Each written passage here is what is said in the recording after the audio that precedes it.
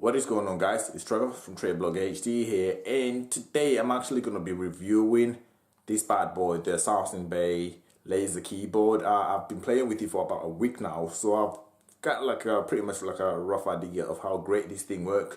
So yeah, I'm just going to do like a quick review on it. Hope you guys like it.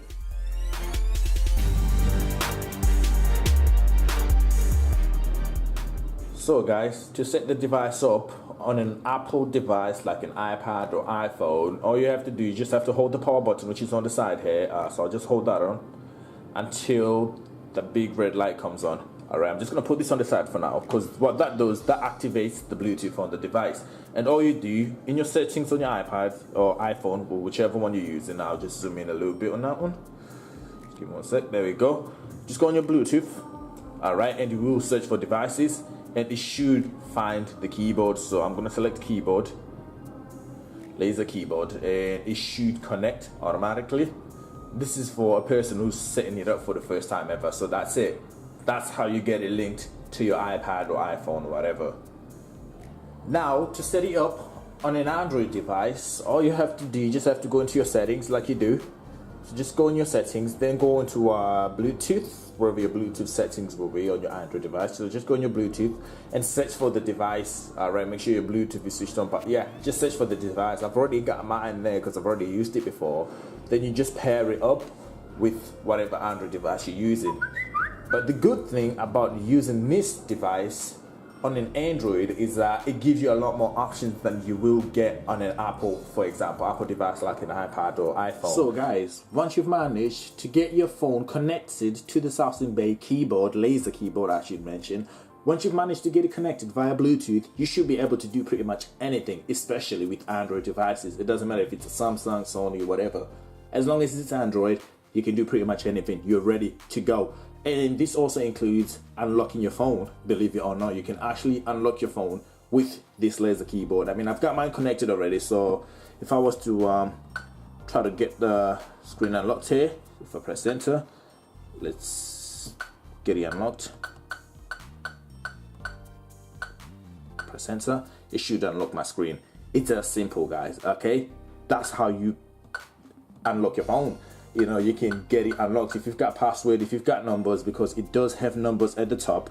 You can actually unlock your phone. And as you can tell from what I'm doing now, I'm pretty much controlling my phone with all the arrow buttons that you get on the keyboard, which is pretty neat if you enjoy that kind of stuff. I'll zoom in here onto my phone a bit so you can see me actually controlling my phone with those arrow buttons.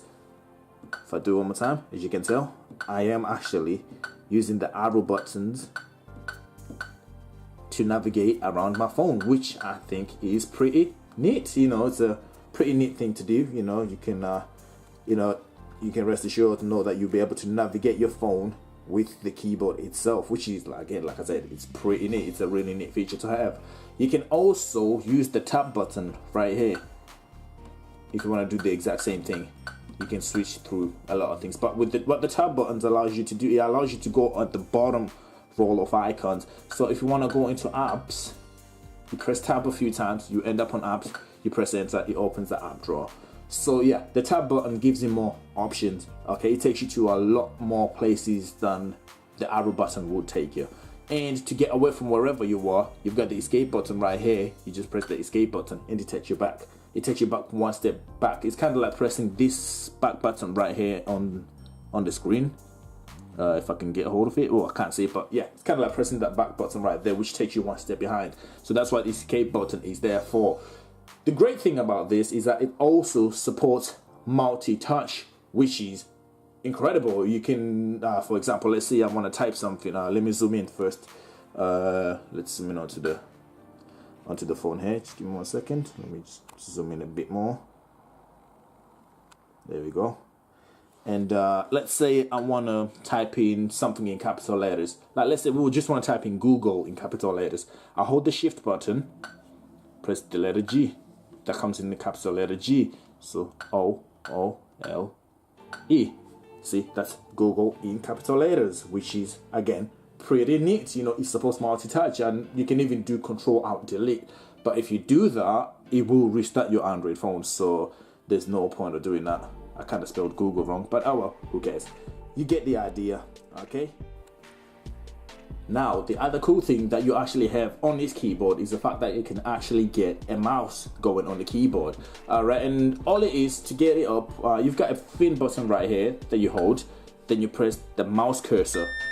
It will be like that, okay? And after that happens, if I was to zoom in on the mobile phone, let's zoom in a bit more, and I start moving my finger, as you can see, I actually get a mouse cursor right there that I can control with my finger, and it works pretty well. I mean, it's a bit slow to respond. The way it responds, it's a little bit slow, but it's not something that will put you off or anything like that.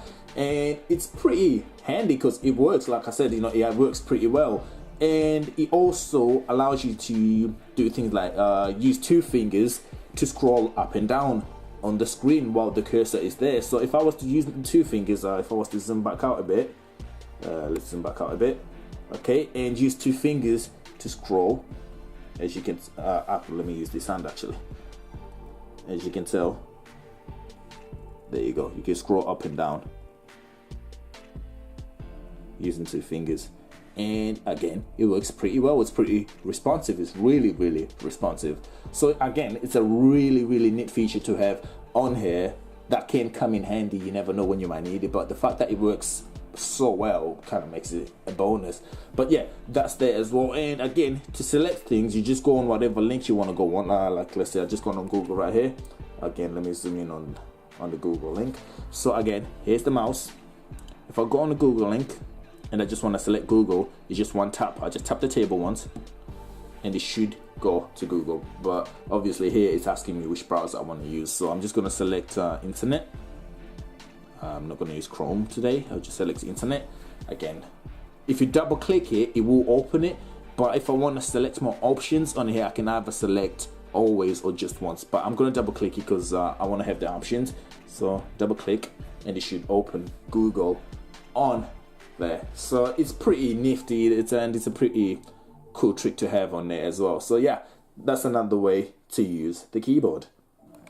Another cool thing you'll be able to do with the mouse activated is that you'll be able to scroll through things using, you know, the 2 finger gestures that we were using before. As you can tell, like I'm doing now, I'm scrolling through my home page using the 2 finger gestures, which is pretty cool. It doesn't work as well as you'd want it to work, and again, it doesn't work every time you try it, but the fact that it's there, you know, again, like I said, it's not the best way of doing it, but the fact that it's there, it kind of makes it a bit alright, you know, because it's fun to use whenever it actually does decide to work properly. And as you can tell from my club card, I can scroll up and down on my club cards using my fingers, doing the 2 finger gesture scrolling, which is pretty cool. Now, to get out of the mouse mode, you know, where you've got the mouse controlling your screen, to get out of that mode, again, you just do the same thing. You just press on the FN button and press the cursor. My mistake. Press the cursor. There we go, and the keyboard should light up. But from here, I can pretty much start typing again and use the arrow buttons to control. And what I want to do, I want to start typing. So let's start typing something. So let's say, hello YouTube. So hello YouTube. There we go. So as you can tell, I made sure the writing is pretty large. As you can tell, it got it pretty well. It's not the fastest way to type, that's for sure. It's definitely not the fastest way to type, but it works. And you can even hold down the button and do delete everything straight away. Again, it works. You know, all the other function buttons, they actually work. You know, cap locks, if I was to press cap locks and start typing, again, let's write the same lines. Hello YouTube. There you go. So for example, let's just type a sentence. Okay, so let's do it. Hello space, my name is Trevor. Oops, my mistake. Trey. There we go. So I just typed that. Again, not the fastest typos because I'm pretty slow at typing naturally. Even on my computers, I'm really slow at typing. But it works, you know, and the delete button actually works. You know, you can use it to delete things. Again, if you hold it down, it will delete whatever you've typed on there. So the keyboard itself, if you're going to use the keyboard itself just to type, you're going to enjoy it. It's going to be quite fun to actually use it. But if you're going to be using things like the mouse and everything else, they're you're gonna struggle a little bit. They're not quite there yet. They're there, but they're not quite there yet. You know, they're not as responsive as you'd want them to be, if you get what I'm trying to say. But the keyboard itself, on its own, it works really, really well. So guys, overall, what do I think of the keyboard?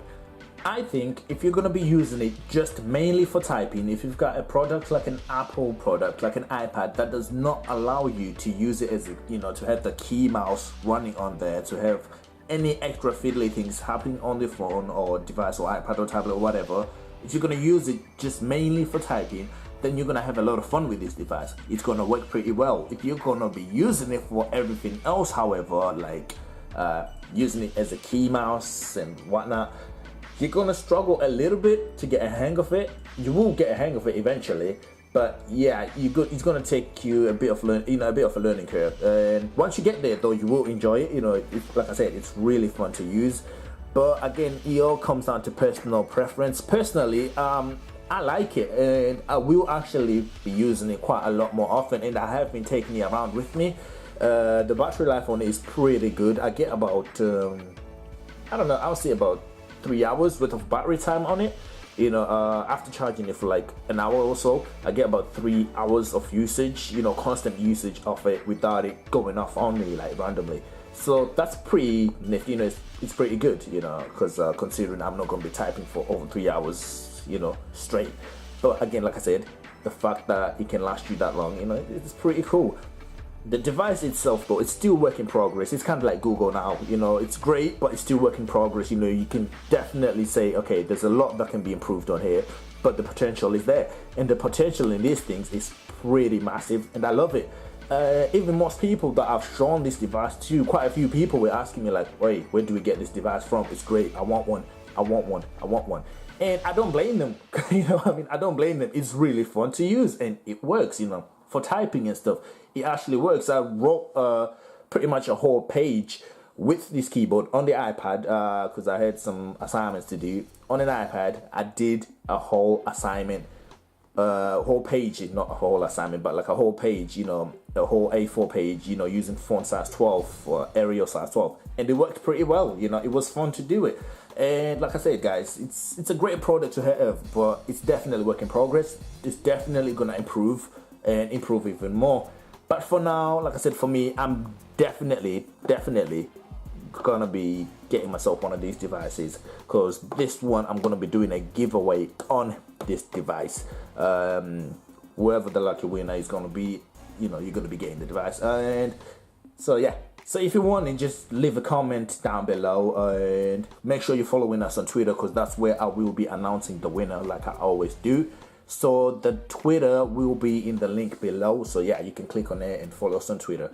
And like I said, I will be messaging whoever wins it, and I will be sending it to you. It doesn't matter where you are in the world, again, you will be getting it. So guys, that was my take on the Sourcingbay keyboard, you know, laser keyboard. Great little device to have, you know, I mean, definitely fun to play around with. But if you're thinking of getting one, I say get one. I personally, I would say get one and play around with it. Don't expect it to be perfect, like I said, but you will enjoy it. So anyways, guys, I'm out, y'all. Hopefully you enjoyed this review, and hopefully you have a great time. I'm out. Peace.